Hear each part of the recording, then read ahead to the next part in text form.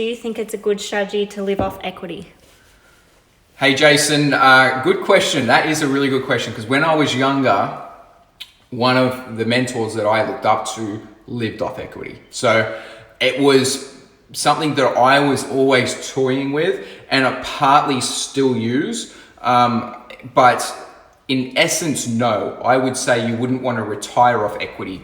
The reason being is, especially over the last 2 to 3 years, what we've seen is with APRA coming in and tightening up the lending criteria, meaning the serviceability was a lot harder to get loans. What would happen at that point is you're very vulnerable to be able to continue to live that lifestyle. So you could run out of money because you can't go back in there and refinance. What they do, so anyone that's wanting to understand what this is, it's, let's say that you have, say, 10 investment properties, you've got $2 million in equity, and you want to retire or you want to live off it.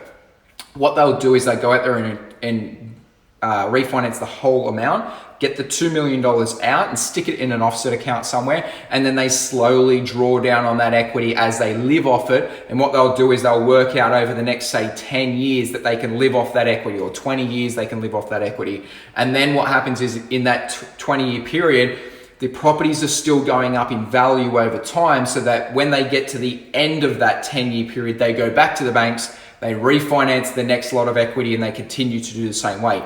It can work until they stop you borrowing, right? So if you were to retire, you can't really do that because you still need income to be able to service, to be able to refinance, to get the equity out.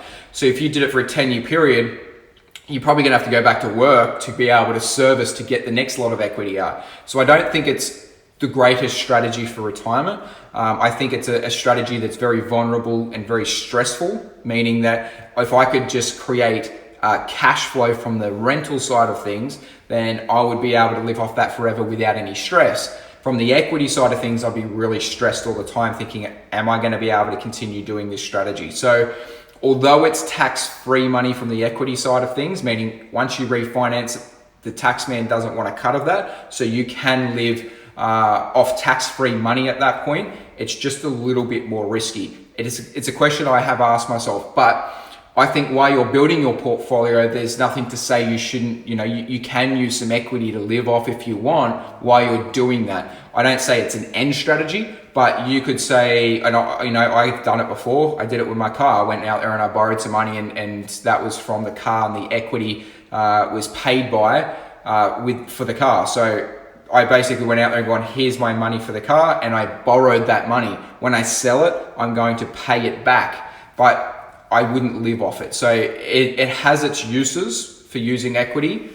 I just don't think it's an end game strategy.